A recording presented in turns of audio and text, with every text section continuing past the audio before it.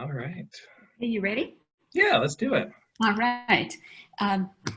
Hello, everyone. Good afternoon. My name is Sister Mary Pruniski. I'm the Executive Director of the Aquinas Center at Candler School of Theology at Emory, and we are thrilled that you are all able to be here. I'm taking no time except to say welcome because we have a very short amount of time and some wonderful sharing to happen.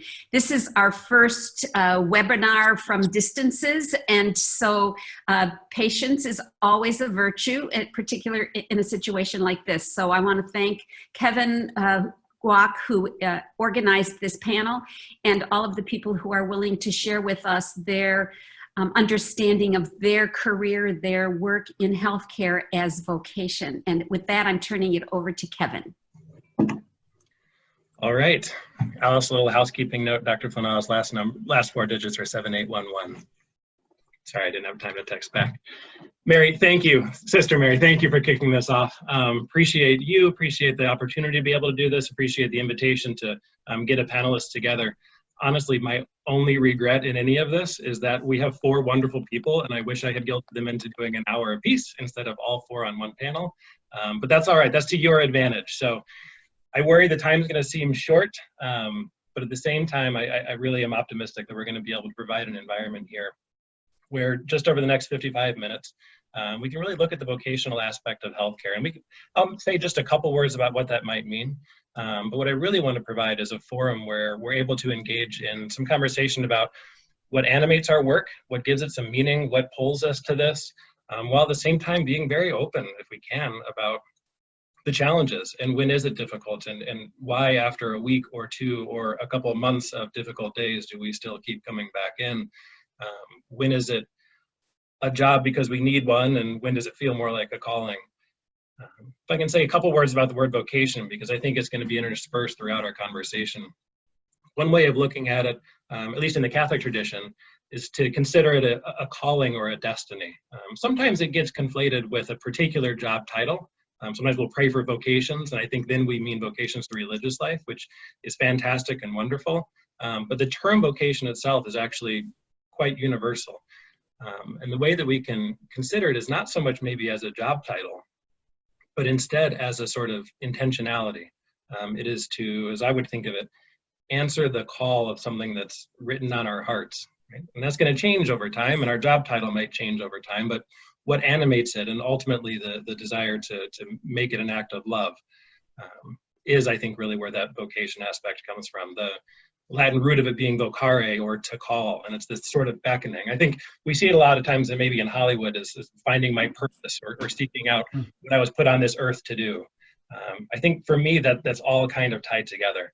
So what I'm appreciative of this opportunity is really twofold: being able to learn from some wonderful colleagues here from the Grady, Emory area and in different roles, who I can just speak to personally are wonderful people and good friends, and I've enjoyed my conversations and my time with all of you.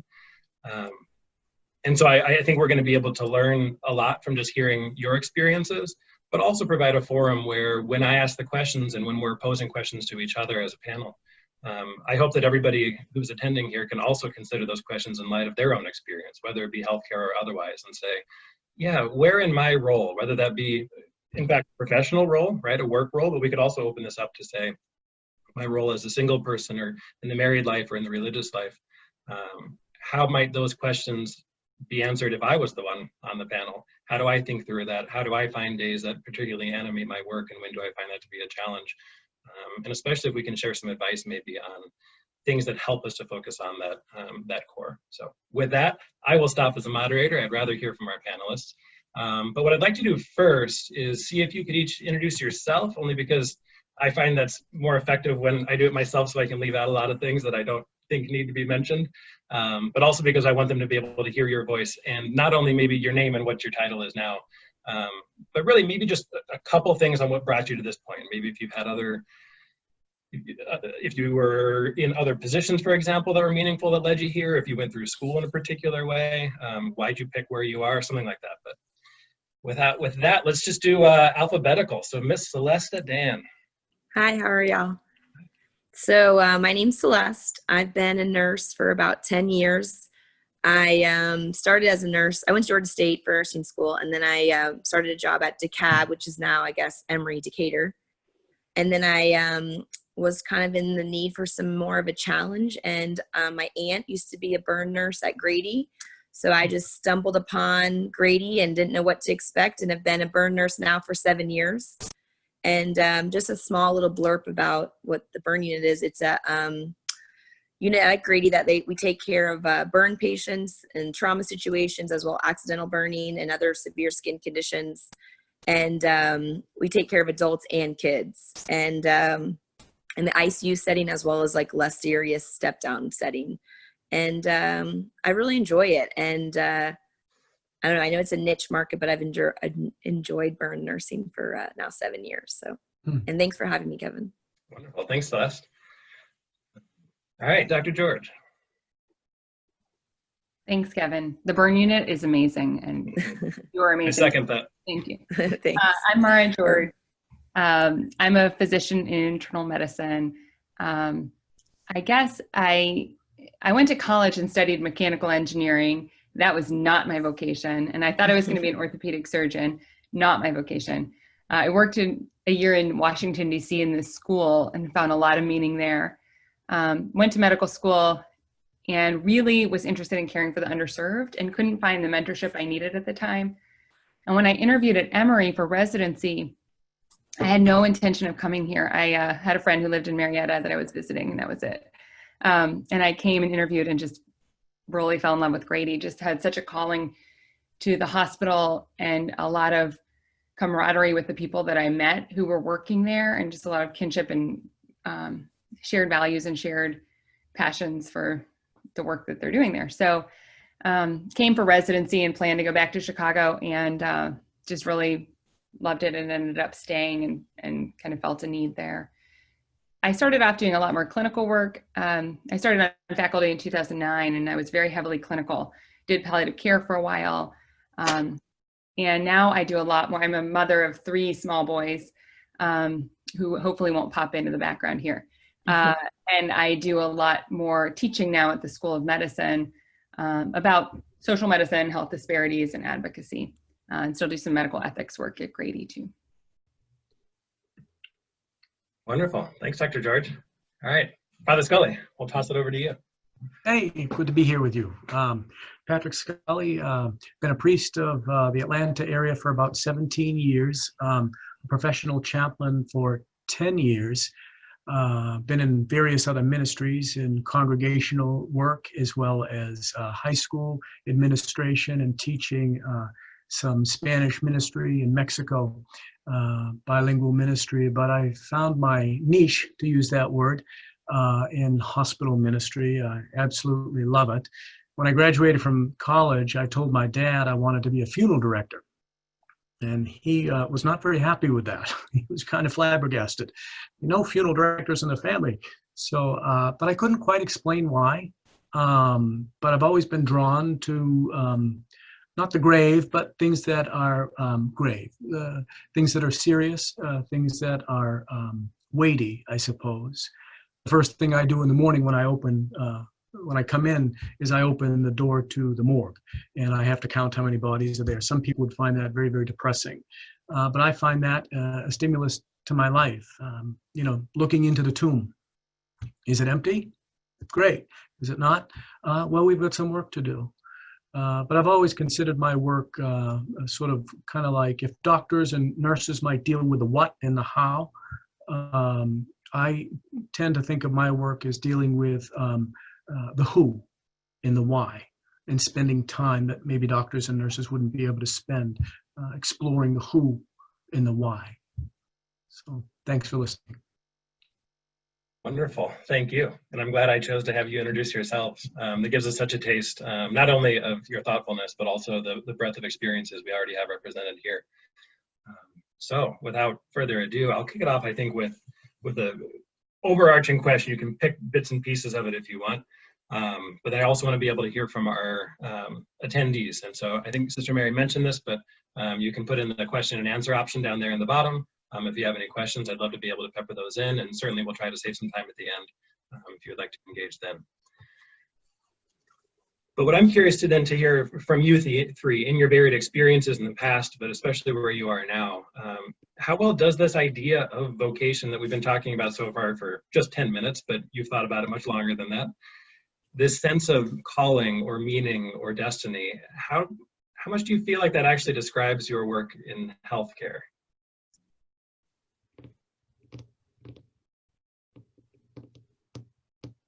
I could lead off, I suppose. Sure. You can go alphabetically. So I did some pondering about this, and I don't normally think about it, I guess. It's just, you're in your normal go grind of your day. But I would say that I think that I had a family of nurses. I have grandma and aunts and uncles and cousins, so I always knew about nursing. But I think I've been intrigued to understand that I think a vocation for nursing particularly is to push through a call to be compassionate to others in their worst times. And, nursing, although sounds like such a lovely career, and it is, it's not very glamorous. And there's a lot of smells and situations that are very negative and the hardest times of someone's life. And so I think vocation is what's helped me stay at it.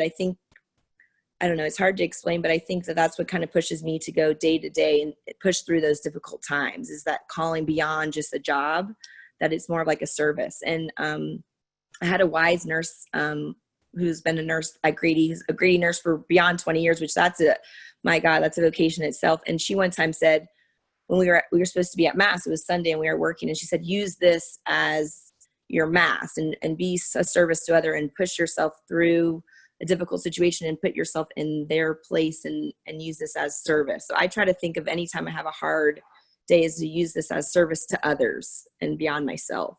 And I think, I don't know, that's how I feel like being called to do it has helped me get through those difficult times. Mm-hmm. Thanks, Celeste.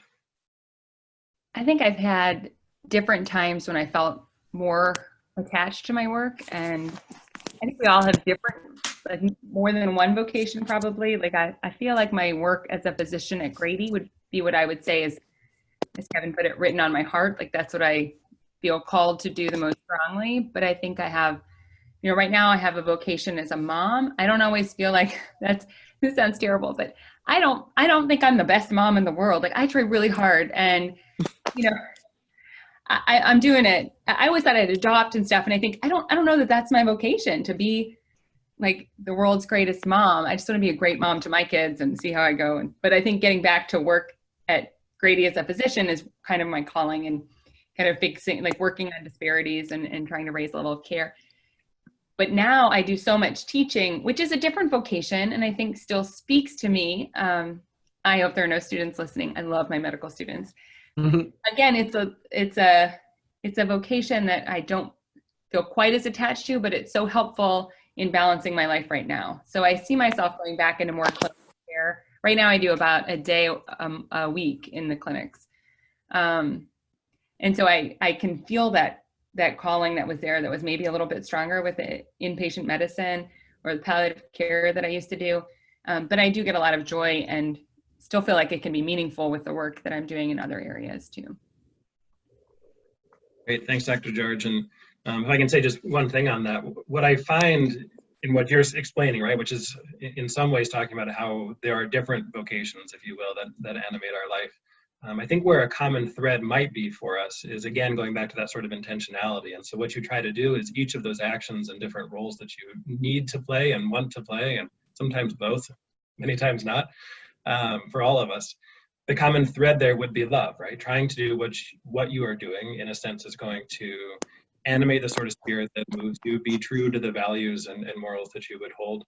And what it brings up for me, that I don't have an answer for, but I'll just float it out there, is where, when we think about vocation, is the intersection between what our hands and minds are actually doing and what our heart is wanting us to do. And they're inextricably connected, right? Which is good. So I'm not trying in any way to separate the two. But I think what can be a challenge sometimes is to say, all right, I'm going to do whatever I do with love. And is that is that it then? Is there still specifics I need to be looking for? And I think, I don't know, from what I can see looking around at family and colleagues and others, that just the kind of people that you look at and go, man, you really were made for this, weren't you? I think, boy, I'm glad you didn't, you would do anything with love, but I'm glad you didn't decide to be a wonderful librarian with love, which, no offense to librarians, love them, but you are made for what you do. And so it raises for me that sort of idea of, where do we kind of say, yes, it's the spirit that animates me, or it's this desire, it's the love I want to show, with the tangible, my hands need to do something, and what should they be doing? So as you say, Dr. George, right, should they be teaching? Should they be at the bedside? Should they be caring for my kids at this time in this way? And how do I balance all these sort of competing interests? Yeah, I might follow on that, Kevin, in the sense that, and you've cautioned us about equating too much of what we do with a job or a title, but there's this sense too that we don't know, I guess, what we do and why we're called ultimately to whichever vocation it is. I guess we're constantly on the road. There may be a destination, but there are also a heck of a lot of detours. And we see that in the hospital all the time. This wasn't supposed to happen to me. She wasn't supposed to die. I'm supposed to regain the working legs that are now paralyzed. So there's a lot of, I guess, mystery for us. And we continue to fumble. I like to just, if there's the connection between the hands and what we're doing visibly, and the heart, who we were born to be, and sort of taking the pulse of, I like to focus as a chaplain in between the heartbeats, that space of silence, that unknown, that hand holding without an adequate word to console, and maybe even confess that and say, I'm sorry, I just don't know what to say to you after your husband of 62 years has died. And just honor that. Thanks, Pascal. That's really helpful, and actually leads right to the other thing I was wondering, which is on the practical level. Maybe not advice, that sounds too strong. I always feel like when somebody asks me for advice, that implies I know what I'm doing, and that's rarely the case. But that doesn't change that we have our own ways of coping, and in its way, that is advice, right? To share our ways of coping, because they might also help others. And so, Celeste, you brought this up too, where there are certain good days, and maybe actually on the good days, at least for me, I think less of kind of these sort of deep,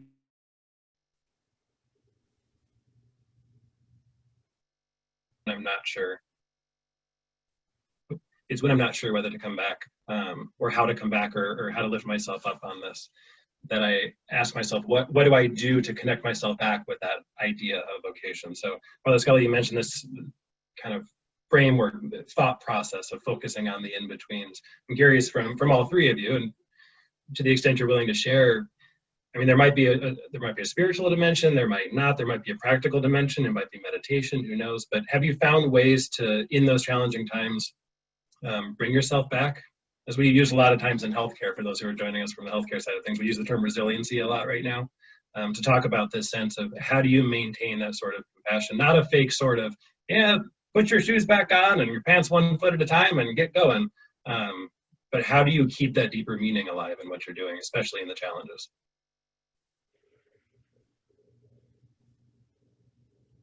I think my colleagues are really like being surrounded by people that are also kind of in line with your thoughts on, in line with your work, and that you can talk to about those good days and bad days. And then I think feeling like you have other areas of your life besides that one piece helps. So if sometimes I feel like I was not a great doctor today, or was not a great teacher today, and those are the days that I feel like sometimes I'm a better mom, or vice versa, so recognizing even where one thing may not be going as well, kind of the benefits of something else, or what you're doing well in something else. And I agree with that. Like, you can't, we always say, like, you can't pour from an empty cup. So often when I have a bad day, sometimes I have to look inside myself and say, why did that day go bad? And usually it's like, I've exhausted myself in whatever situation, sleep or stress or whatever. And so I definitely agree with Dr. George in the fact that, like, to be good to others, you have to be good to yourself. And that's something like self-care is an important part of when you care for someone physically with your hands all the time. You have to sometimes remember to take care of your own self too. finding places and ways to process things. For me, it's journaling. I've been an avid journaler for 13 years and have filled some 35 odd volumes. So at the end of the day, you could call it an examination of conscience or something like that, but going back and trying to find the blessing even in the midst of what felt like a curse or hurt or a wound. And then once having, as an introvert, processed that myself, perhaps found a safe place of vulnerability, shared vulnerability with other colleagues that I trust, other chaplains, to bounce it off of and affirm one another, that we're all, fumbling along, trying to make the best of sometimes very difficult situations in the hospital. Hey, Father Scully, if you don't mind, I'm just going to call on you for this question because I feel confident that people have came to you and asked this question before, and so I didn't want to spring it on somebody else. But what if someone came to you and said, "Hey, I've been having a lot of these hard days in a row, and I'm doing these things to try to cope. At what point do I maybe reconsider whether this sort of work is in fact what I'm called to or what's written on my heart, right? What sort of thing changes those train tracks to say, you know what, maybe this is God calling you somewhere else, or maybe this is sort of you're finding purpose in your life somewhere other than this." Absolutely, and I wouldn't be afraid after hearing them out and respecting their struggle, honoring that, maybe getting more background to ask that question of them. We've seen plenty of nurses come through here and doctors too, but I seem to have more contact with the nurses that have found it's not for them. It takes a special, unique, resilient, naturally empathetic, compassionate, smart, analytical, competent person to be a nurse. I could never do it. They say they could never do what I do. How could you spend that much time listening to him? He's got dementia. But I'm fascinated by how someone's mind works and how they're trying to weave together their story. And that's the purview of a chaplain. Help someone write their story, even if it's the last chapter and it includes death. How can we give it context to help that person own their pain and their suffering? Now, I would do the same thing with someone saying they're 28 years old, they spent all this money on nursing school, and they don't think it's the right choice.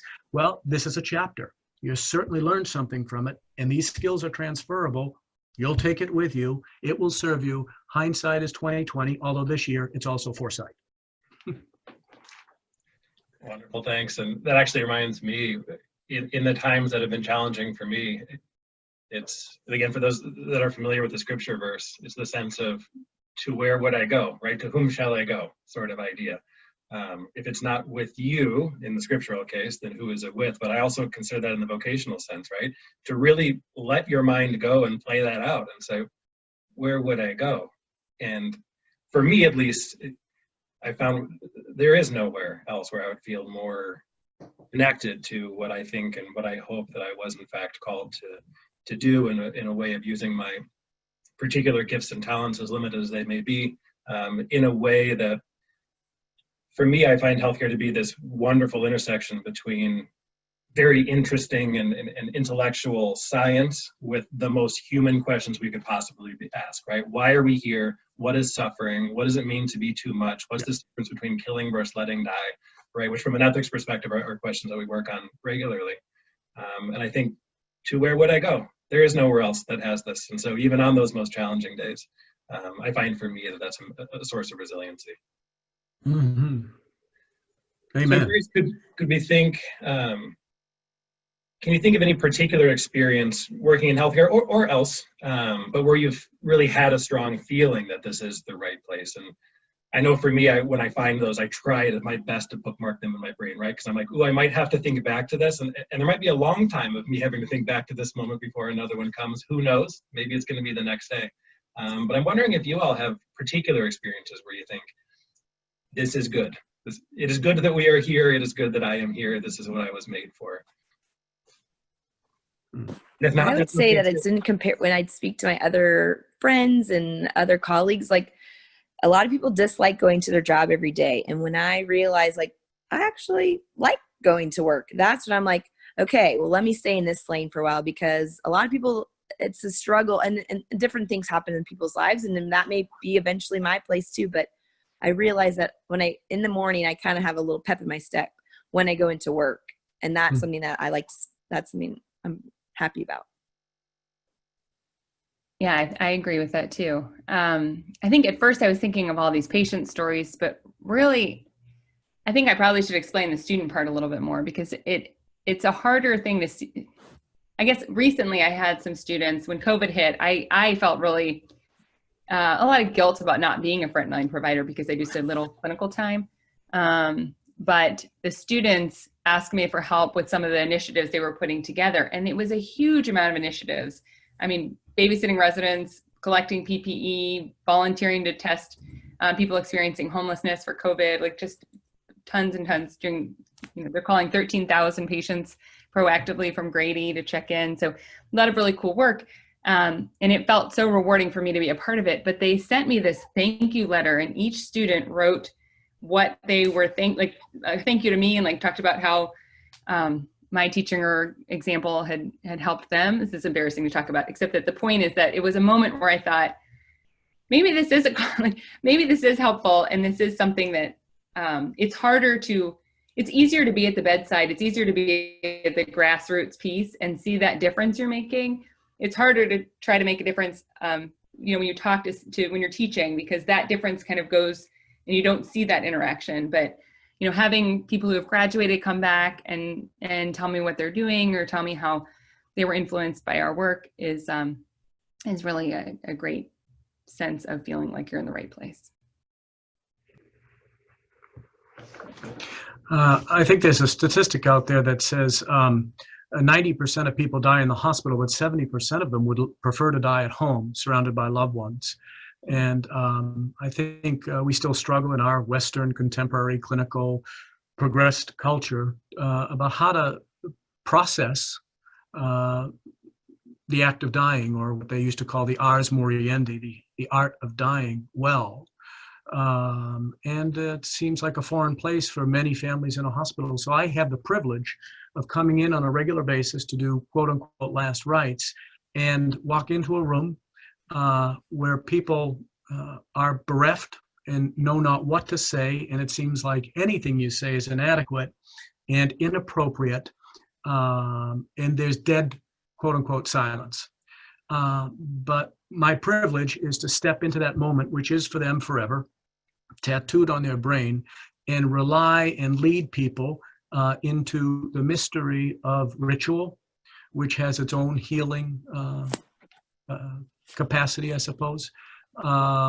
If they're open to it, if they're not, that's fine too. But most people are spiritual and would call themselves spiritual, if not religious, and evoke the eternal and the mysterious and the transcendent based on the word or the ritual, the tradition. And I find that to be a very sacred moment. We're sanctifying that time, that person, and speaking love into the abyss before which we all stand agog and agape. And it's just a tremendous privilege and honor. And I get more from it than I give.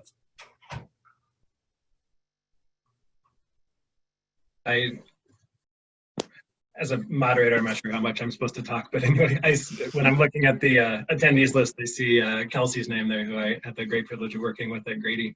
And she relates to my story, so I thought, why not, right? And so for us, I remember we were in a room with a patient who was from overseas, and she was here, and I don't remember all the intricacies of her story, but she'd been here and apart from her family for quite a while, but still was close with them. Due to technological issues, we just had a heck of a time trying to get a hold of their family, finding either a time to work, but even finding their email addresses, sorting through all sorts of things. They were in an area that was not easy to communicate with. We finally got to where we were ready to use a video chat app. I thought, this is going to be great. And then, as you would imagine, we went through another 2 hours of tech issues, figuring out what app works, what didn't, trying to get them to call the right number. And so while we were dealing with what otherwise would have made for a really frustrating afternoon, incredibly, all of a sudden, their faces appeared. And for the first time in years, this family of the patient's daughter and granddaughters were able to see the face of their mother and grandmother, and just had such strong and obvious emotions of love and sadness and grief, wrapped into one.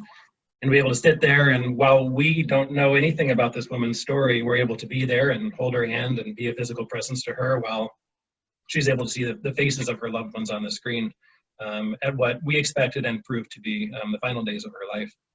And those are the moments where you just go, how good it is that we are here. How interesting it is that this is an intersection between the frustration of finding the right device, the right app, the right time of day, the right people in the room, that anybody who's worked in the hospital realizes this is a part of pretty much everything we do. And yet to have such an incredibly genuine, human, touching moment for all of us. And as you said, Father Scully, in the midst of someone dying, right? And so I think there are plenty of people that also look at the story and go, how sad, right? How sad that she was separated from her family, and how sad that she died within days. But we think, oh, what a beautiful thing, right? This idea that dying is very much a part of living, and we are able to do what little we could to try to help her through this dying process in a way that I hope made it a little better for her, and the lessons we were able to take from that. So that for me is one of the things that stands out, is there's something here, right? This is the sort of spirit that animates me to move forward. Now, I'll shift gears a little bit. We can focus as much or as little as we want on COVID-19, but certainly the folks that are joining us and all of us on the call, this has been a significant part of our lives for 4 or 5 months in one way or another. And actually, this is a good chance as a housekeeping measure, is to mention that I know Dr. Flenaugh was on the flyer, and I know he's trying to join us. He is an incredibly wonderful, not only person, but emergency and pulmonology physician at Grady. And so I know he's working with a patient right now, so we'll see. If that clears up, he's able to join us. But he comes to mind here as somebody who has worked incredibly for months at the bedside, doing challenging procedures as well as working on policies and procedures in a very tangible bedside sort of frontline work. But I can also speak for myself, and I have some of us on the call. Our roles have been not so frontline, but having their own distresses and challenges along the way, whether it be because of COVID or because of our role, or both. And so to see colleagues go into the front lines and how that might make us feel, or just the way that this upended our normal procedures. And Father Scully, you might talk about this, but having to talk through baby monitors and a wall instead of a hand-on-hand voice interaction. It just changes so much of what we do. And so I think it's a wonderful opportunity here to be able to say, what sort of experiences have you had related to the pandemic? And if we could tie that maybe back to our calling, I think that it has a particular way of highlighting maybe some of those times where we said, oh, this is good. I want to be a part of this. I know this is challenging, but I find meaning here. But it also very well might have highlighted several moments for us over the last few months where we go, what if there are other things that my heart could be drawn to? So anything is on the table, but I'm curious. And if not, that's perfectly fine too. But to what extent could we maybe draw some connections between the pandemic and this idea of vocation, or what you're meant to do in your current role?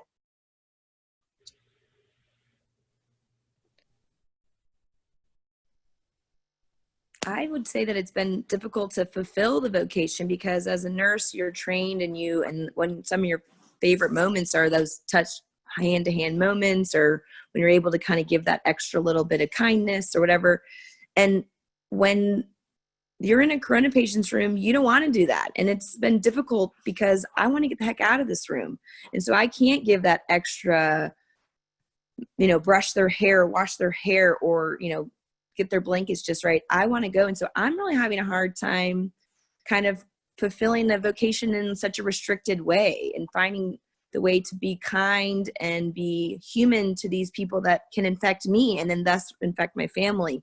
And so I've been thinking it's been a real struggle to fulfill what I thought as a vocation, to now more of like, these people are risk to me. I've never been the one at risk before. And so I'm trying to navigate that myself at the bedside.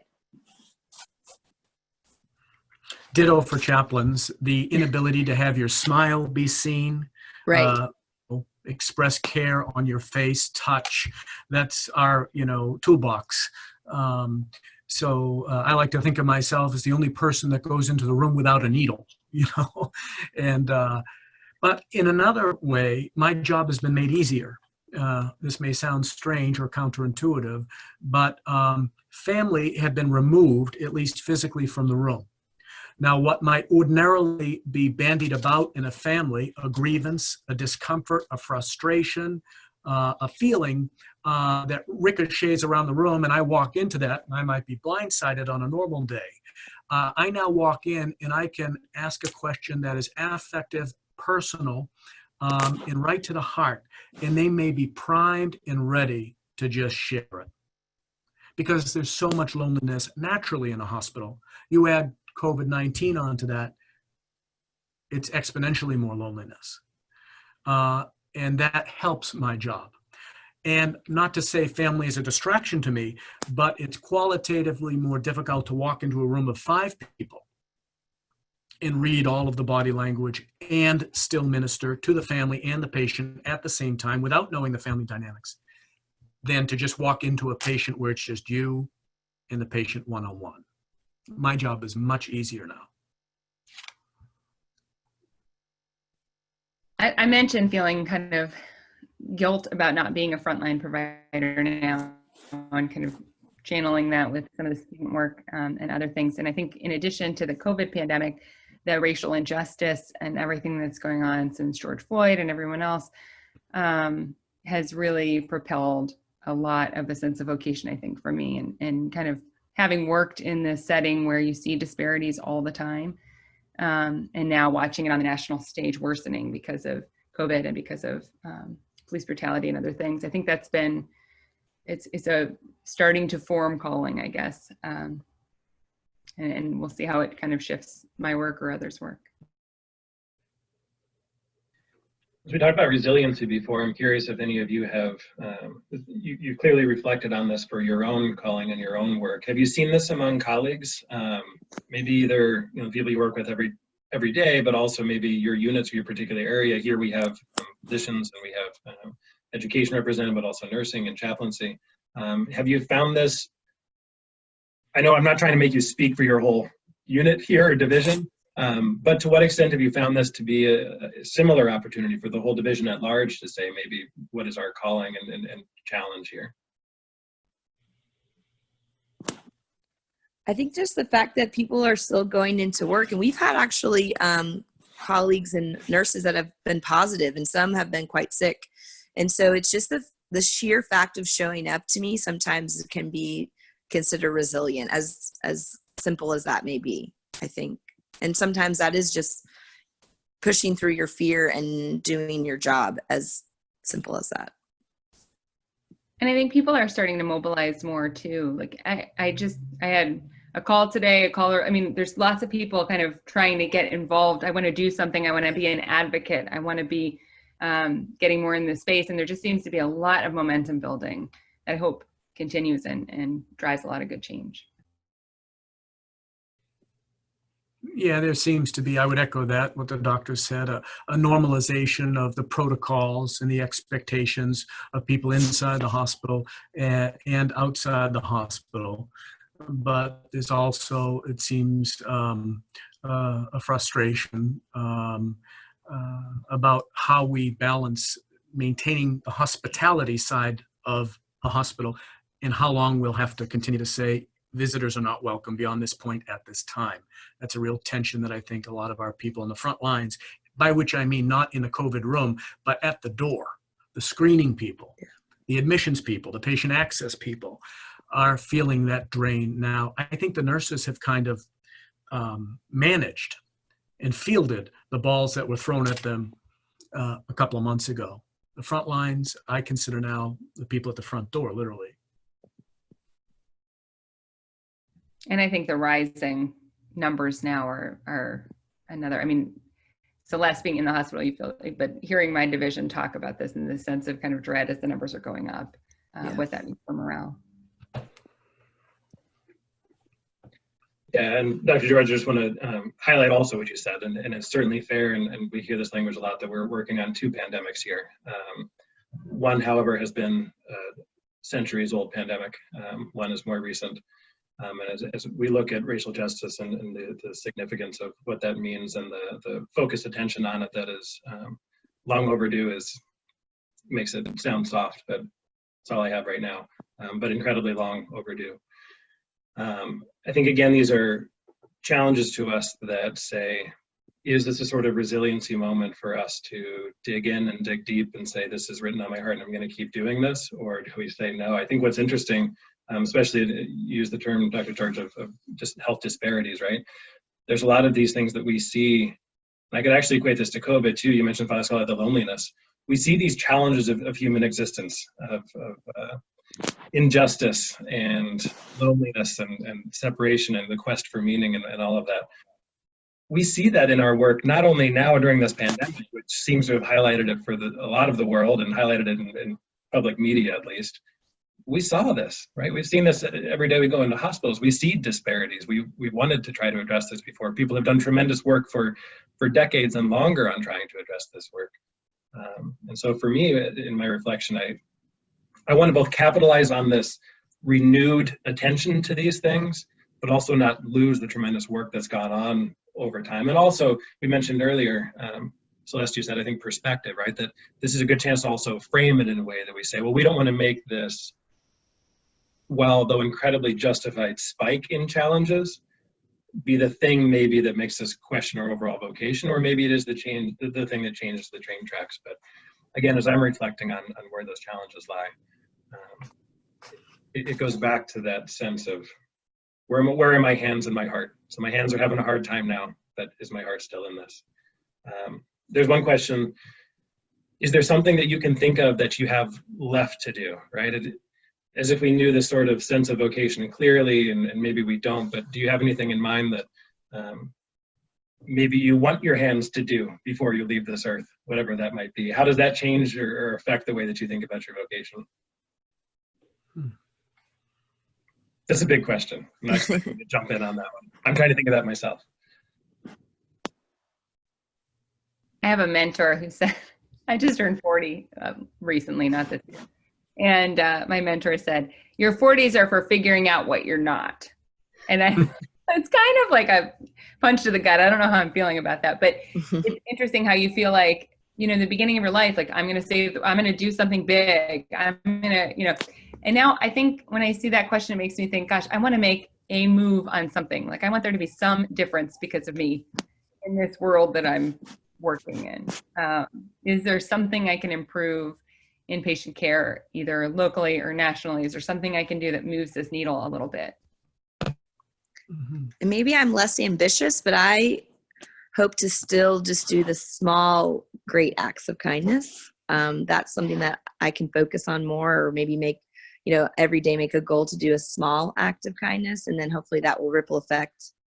And then I guess when I hit, I feel still new in my career. So I think as I get a better understanding and confidence in my career vocation, then maybe I could go big. But as of now, I just want to remember the small acts. I mentioned that I've written a lot of journals, but I haven't read them. So I'm sure they would tell me a lot about myself if I went back and read them. But I think Richard Rohr said, the first part of life is for building the container, the outside, the external. You might even say a little bit of egocentrism or selfishness there, insecurity. But the second part of life is inside the container, maybe 40s and after. And how does one serve self-confidently, but unself-consciously for the sake of those around? And I suppose at the heart of vocation is service. If it's full-blown vocation, there's never a vocation for oneself alone. It's always being poured out for others. So hopefully I would be able to capitalize on what I've learned as a chaplain and be more of an effective lobbyer for the greater mission of the Sisters of Mercy here and the administration and my colleagues. Thank you both. We have another question I'm going to get to in a second, but I'll say just a word on that maybe, which is, for me, it rests in the examples, the exemplars that I have around me, right? And so it's what I try to do, and this is why, things that I want to do before I leave, I want to shift my thinking to be less, what is the product of my hands? I mean, that's wonderful, and I want to make change, and thank goodness there are people that are able to do that, but I don't know if I'm going to be able to. And so what I want to be able to tie this sort of idea of what can I do is to say, well, how can I look internally and be like my mentors? And to be clear about that, these are the people that seem they don't suggest that it's easy to connect this idea of vocation and resiliency and keeping in mind their calling, but they do it so well. It's a part of them. What's fun about this conversation here today is that usually I'm wearing my Emory healthcare ethicist hat, and right now I'm kind of, that one's a little bit off, and I'm able to put on this board member of the Aquinas Center hat, and we're able to weave in and out of being able to talk about spirituality as an element. It's that same sense of wanting our sort of lives to be less siloed, that we don't want our spiritual self that we're going to leave outside of work, and then we're going to have our work selves, and then we're going to have our parent selves, but instead to intertwine those. And I think that's a quest for a lot of us, but if I put that in terms of this vocational aspect, is to say, well, I also want my vocational call to intertwine those. I don't want my work vocation, my home vocation, my spouse and parent vocation to be seen as different things. I want to find a common thread there. And I also think that might help with resiliency. You said, Dr. George, the idea of on a challenging day for one of those things to be able to focus on the rest, if I can keep those together. And that leads us well, I think, into this question from another attendee saying, how have you separated this life in the hospital versus at home? And so on the same token as I'm saying, how do we integrate it? How do we also insulate in a sort of safe way? As the writer here says, not to bring home the sadness to your spouse or whomever. I continue to have difficulty with that. And so on the one token, I'm saying we want to intertwine the seamless idea. And on the other hand, we want to say, how do we recognize that maybe those around us have different vocations, and maybe they don't want to talk about those challenges at the table, or maybe we're going to have to work through some respect and patience as somebody else struggles with either their vocation or the particular challenges of their vocation at that time, and how that might impact their current relationship. So from that question, I'm curious if from you three or one of you, how have you tried to separate the challenges you're experiencing from the sort of relationships you try to maintain on a daily basis? I think compartmentalizing is super important. And so every person is different. I do have to do some kind of verbal diarrhea sometimes of my situation just because I have to get it out, but that does stress your family members and friends. And so I have been doing a lot of walking, just walk around the neighborhood and walk and just try to use that energy physically.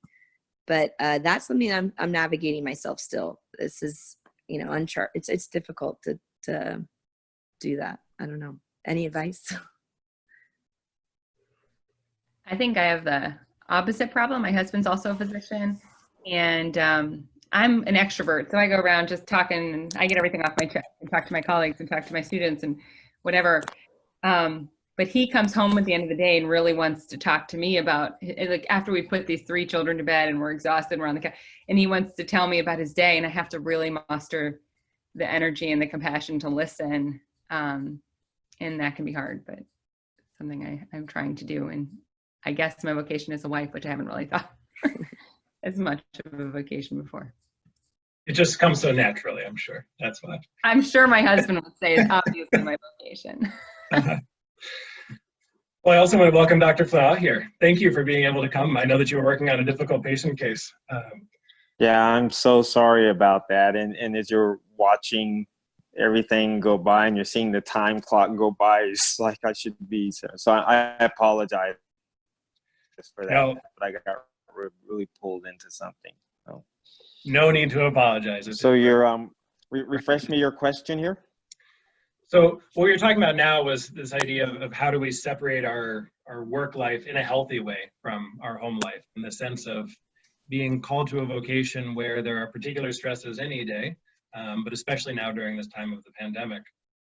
We talked for a while about resiliency and maintaining for ourselves, how do we keep coming to work, how do we work with our colleagues, and so it was very heavy on work life. We had a question from an attendee saying, how do you also in a healthy way separate that from your relationships at home or outside of the hospital, where maybe they don't have the same sort of calling?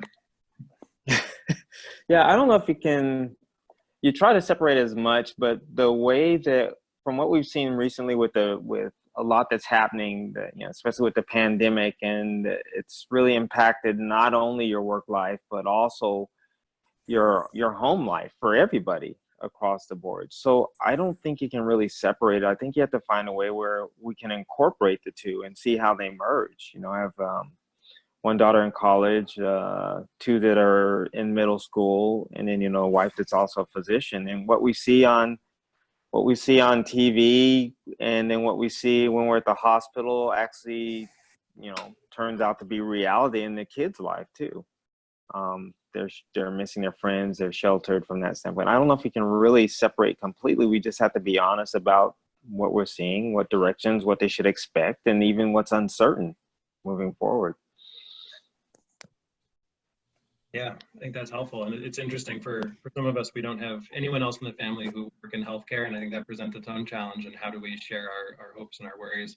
And we have a lot of families in healthcare who have other people they live with or around that are in healthcare, and not talking shop 24/7 is also probably a helpful thing. But Dr. Flenaugh, I'll pick on you. And I mentioned you earlier to the group, so we won't go through a full introduction. And you have lots of wonderful titles, but just in case others who are attending are less familiar, you're a critical care pulmonologist at Grady Hospital, do a lot of tremendous work with Morehouse School of Medicine and otherwise save the world. You might recognize his face from the cover of Atlanta magazine currently.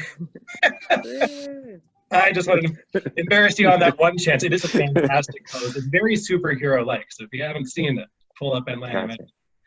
But anyway, Dr. Flenaugh, if I can pick on you then, just because we have a couple minutes. Sure. What we were talking about before was this term vocation, and considering in the sense of, and it depends on people's backgrounds where that word might fit or not, right? So in Catholic theology, for example, is this idea of God's call, that it might be something written on your heart. But we're also used to this in any other language, whether it be Hollywood or otherwise, of this is your purpose in life, this is what you're made to do, and you're in the right spot. There are days, I think, for many of us that it feels like that's true. There are days that maybe that doesn't feel true.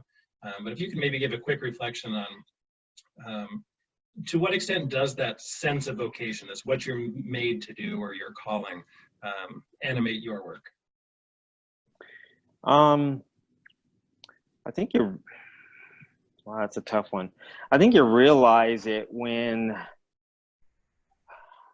you step in, when you come into work each day, and it doesn't feel like work, right? I think that's when it's your calling, right?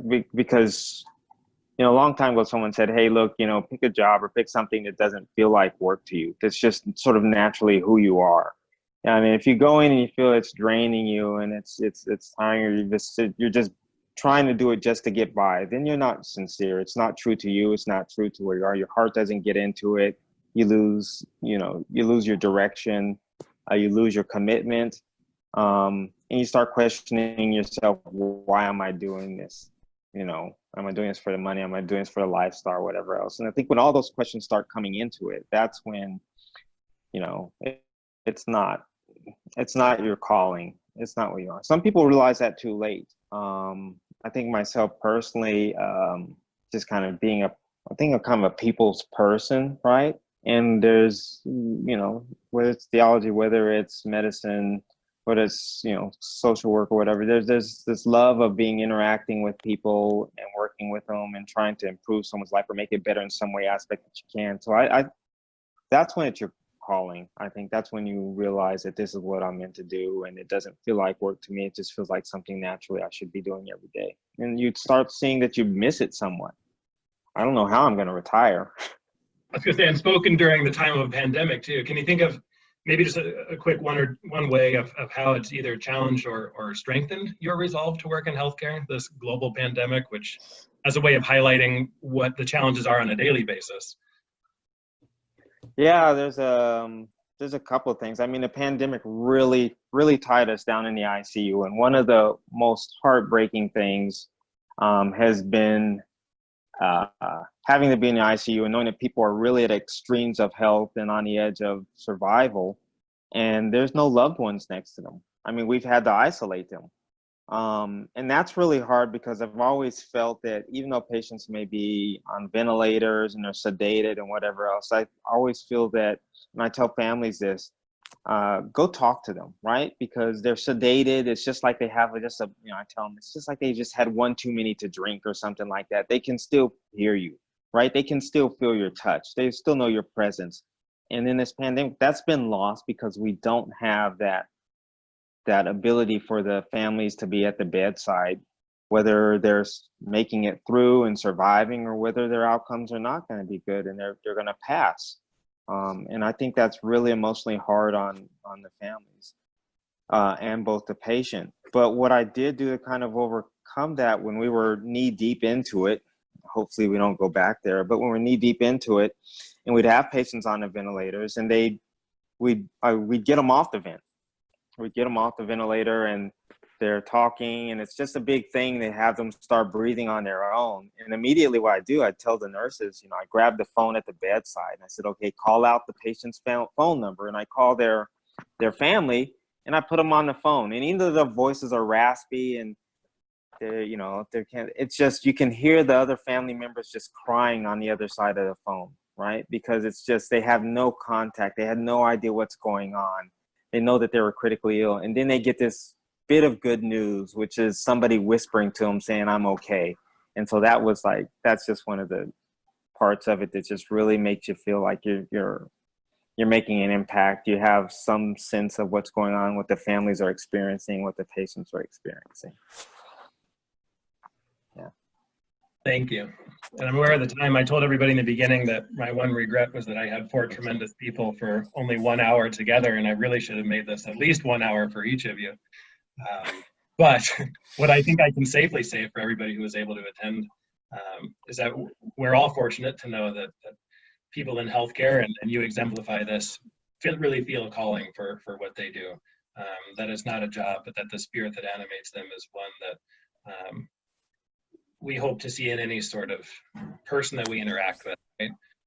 And I see this on a daily basis in the colleagues around me at the bedside, but also in the boardroom, to know that at the end of the day, what you are doing is to impact other people in this very challenging but significant intersection of illness and science with human questions of suffering and pain and what that might be. So with that, I'll wrap it up here. I know for those of you who are interested, I'm glad you're able to join us. This is our first online program for the Aquinas Center of Theology, and Sister Mary mentioned before, but the Aquinas Center is with Candler School of Theology at Emory University.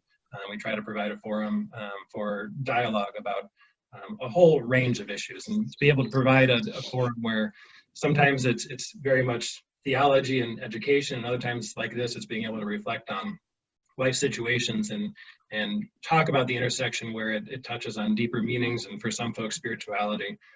To provide a home for that, where I don't necessarily know if that home exists everywhere else, where we're focused a little bit on quality improvement. So I'm glad that we were able to have this time together. And I don't see any other chats or questions. So any final parting words from you all? No pressure, just wanted to make sure if you have something burning, you say it. Sister Mary, good to see your face. I just want to thank everybody. This was an amazing conversation and I learned a lot. And, theology was spoken here. Mm-hmm. So welcome. Thank you, Sister Mary. And thank you all for joining us. With that, we'll wrap it up. I appreciate it. Thank you. Thank you. Thank you.